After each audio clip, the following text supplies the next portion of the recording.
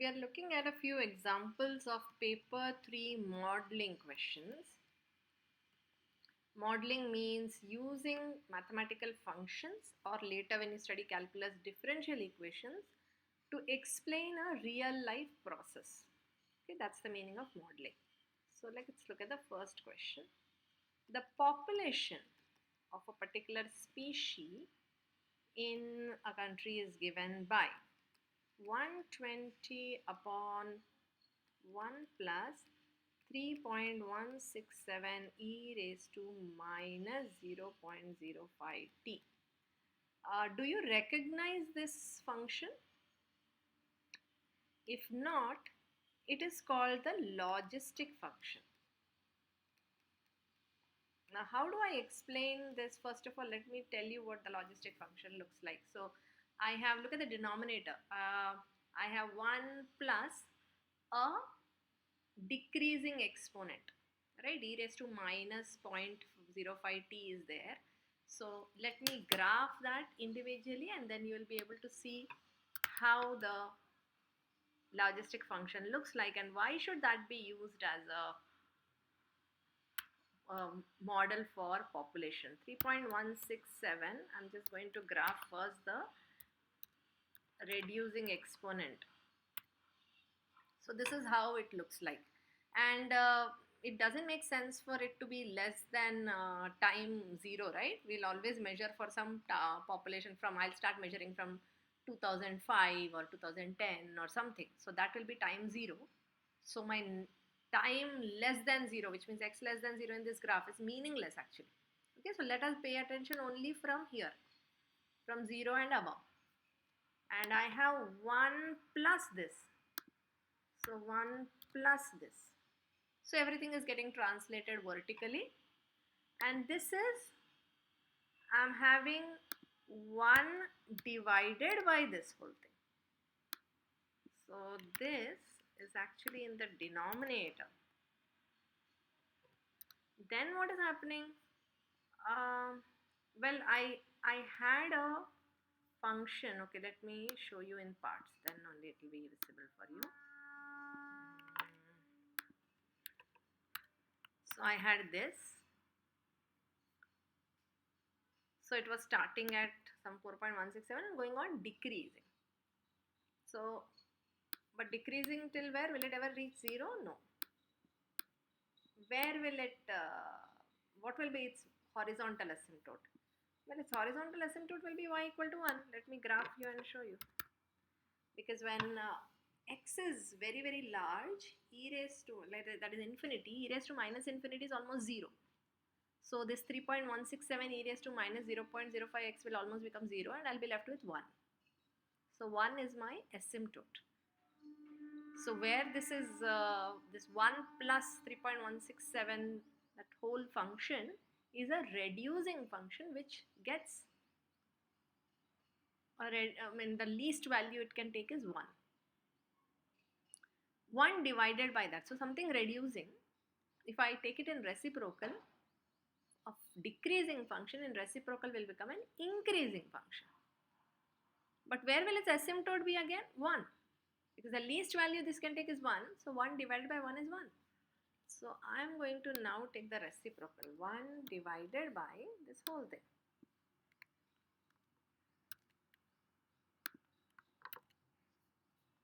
And you're not able to appreciate because the function. So let me reduce the y-axis scale and you will be able to appreciate it. Minus 1 till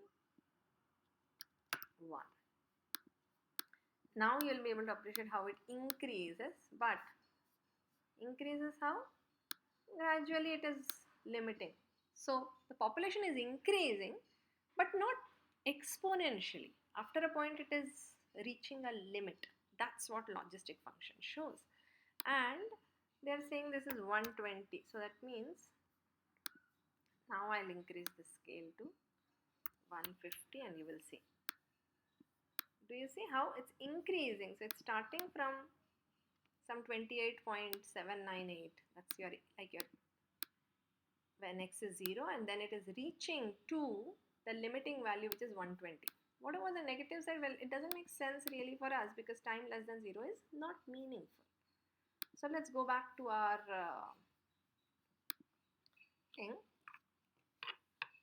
This is what our logistic function is saying, is it's increasing, it's a population change graph.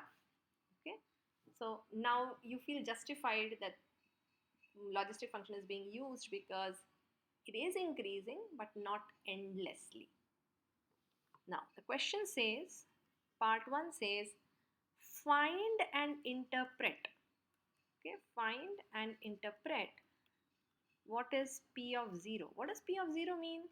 Initial population when time is 0. What is initial population? Well, put t equal to 0. So 3.167, this e raised to 0 is 1. So P of 0 is simply 120 upon 1 plus 3.167, whose value is, I'm simply going to use the calculator. In paper 3, remember you have a calculator. 120 divided by 4.167. So 28.79, which is what you're seeing here, isn't it? 28.798. That's your initial value. What is the meaning of interpret? Well, they're asking what does it mean? It means the P of 0 means the initial population. That's all. That's the interpretation. And this is only 2 marks. So they are asking the value and the interpretation is 1 mark. So find the population in 2013 if I began at 2010. So t equal to 0 is equivalent to 2010. I started in 2010. They are asking find the value in 2013, which means what? When time is 3 years, if t is in years. T is in years. That's also given in the question. So the second question is simply you're substituting the t value as 3. So let's do that in our model and find out when t is 3. So I'm just going to look at the graph and find out. You can, so 3 is 32.207, correct? If you want, I can draw x equal to 3 and find out where it intersects. 32.207, that's my value of population in 2013. Okay, the third question says, when will the population reach 60? Well, so they are asking when will this population reach 60? Let's solve. Well, I'm going to use my graph again and just draw y equal to 60 line and find out where it intersects it. It intersects at 23.056, which means after 23 years. Well, the 60 will be some, 60,000 or 60, I don't know what units it is. In this they have not given. So for t equal to nearly equal to 23 years, I'm rounding off and writing. Look at what they are asking in the question. Only if they are asking you to round off, please round off to the nearest years, otherwise don't. Also 23.056 means after 23 years. Okay, if they're rounding, asking you to round up to the nearest year, then you will have to say 24, because that's when after 23 you're having a population of 60. It's not at 23. At 23 you will not yet reach 60. Find and interpret the end behavior of this function. What is the end behavior? Look at the graph. Where is it finally reaching? It's finally reaching to y equal to 120. What is this 120 really giving you? 120 is like the limiting value of the population. Maybe it is limited by the number of resources. Maybe it's limited because of the amount of food available. Whatever could be the reason, but population has a limiting value is what this function is showing. So if they ask you the interpretation of that limiting value, another way to write the limiting value, of course we haven't yet learned this notation, but I'm just giving you. limit as t tends to infinity means when t is approaching a very large value, in that limiting condition, what happens to the population is also called the end behavior. And what is happening to the population? It is reaching 120. Well, you may say it is never equal to 120. Correct. That's what it is. The statement is telling that when t approaches infinity, population approaches 120. That's the notation of writing down the same behavior. Okay, so that's one of the questions. Let's look at another question. See, I have to give only simple modeling questions because we haven't yet done calculus. Most of the modeling questions in paper 3 have some connection with calculus as well, and therefore we will not be able to explore the exact same question as appears in your final question paper. Okay, the next question is this. Please use your calculator statistics. So according to Facebook, the number of active users on Facebook has grown since February 2004. So since February 2004, the chart below shows the number of users, and X is the month, and Y is the number of FB users in millions. So in millions is given to us in the question. And they have asked us to find a model for this data and justify. So let's write down the data first. 10.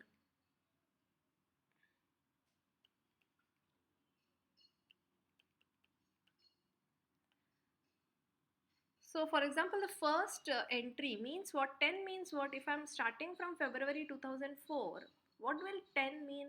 It will mean December 2004.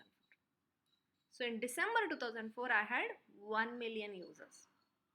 Similarly, 22 means what? 22 months after February 2004. Okay. 34 is 12. 38 is 20. 44 is 50.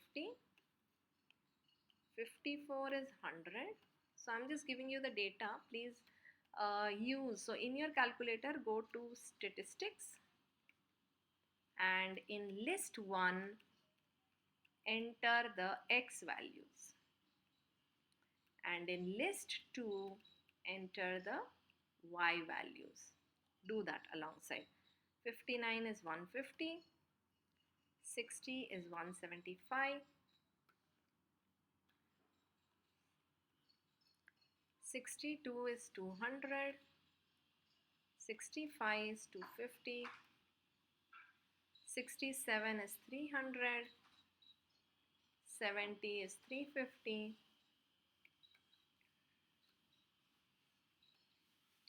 72 is 400, and 77 is 500. So enter everything on a calculator in list 1 and list 2. You can pause the video and go back and forth to make sure you are able to see the entire data. Once you see the data, they are asking you to give a model and justify the model. Now in paper 3, what they will be asking you is, rather they may ask you to use a linear model, be a quadratic model, an exponential model, and then justify which model is most suitable for this kind of data. How will we justify is the question. So you will do this on your calculator and go to graph 1. In graph 1, set it to scatter plot and draw a scatter graph. So do you see, if you roughly see the data, as X increases, X is increasing from 10 till 77. Do you see Y also increasing? Yes. X is increasing and Y is increasing. And if you have noticed a linear graph, Y equal to mx plus c kind of a thing, if slope is positive, is an increasing graph. A quadratic equation is also an increasing graph for time greater than 1. sorry, greater than 0, and an exponential increasing graph is also an increasing graph. How do you decide which model is most suitable for your data? That is the question here for modeling. Now on your calculator you will do the scatter plot, then go to calc, go to regression, and use your three kinds of regression. Which one are they asking you? Regression X, which is linear regression. Choose AX plus B form and say draw. So it will give you the values of A and B when you do this regression. Then you go to a quadratic regression. In your calculator it will be shown as x square. And in the quadratic regression, it will graph a x square plus bx plus c and give you the values of a, b and c. Here you will see an r square value. Here also you will see an r square value, which tells you which is a better fit. R square tells you the proportion of points which are on the graph that you are using to model. So the closer it is to 1 means more number of points are on the graph, so it is a better model for you. So look at the r square value. Similarly, go to an exponential model, which is, it's either in the form of a times e raised to x plus b, or it is of the form a times b raised to x plus c. Doesn't matter which one you use, because you know the base e can always be modeled as something else, right? So you can always, so it can be a raised to kx. Any one you can use, doesn't matter. Here also find the r square. So your calculator will actually tell you which is a better model by comparing the r square value, which means what is the proportion of points, your data, which are lying on the curve of best fit. However, there is another way to find out this information also. Compare your x and y values and see how is y changing. So y values are, let me use the first few y values, okay? 1, 5.5, 12, 20, 50 and 100. Look at the difference between them. 4.5 is 6.5, 8, 30, 70. So the first order difference is not constant. Why am I checking this? If you want to model using y is equal to mx plus c, which means a linear graph, shouldn't the slope be constant? For the slope to be constant, the difference in the y values must be, you must see some kind of arithmetic progression kind of a thing in the y values. So therefore, I'm not seeing that. So maybe a linear graph was not most appropriate. Look at the second order difference.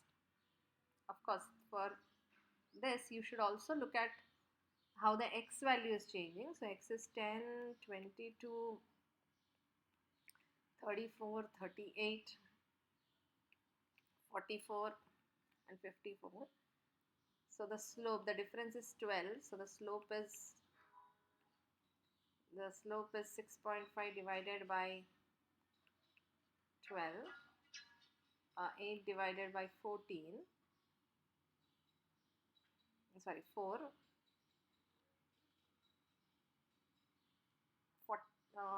38 to 6, so 30 divided by 6, 70 divided by 10. So you're seeing again the slope is not the same.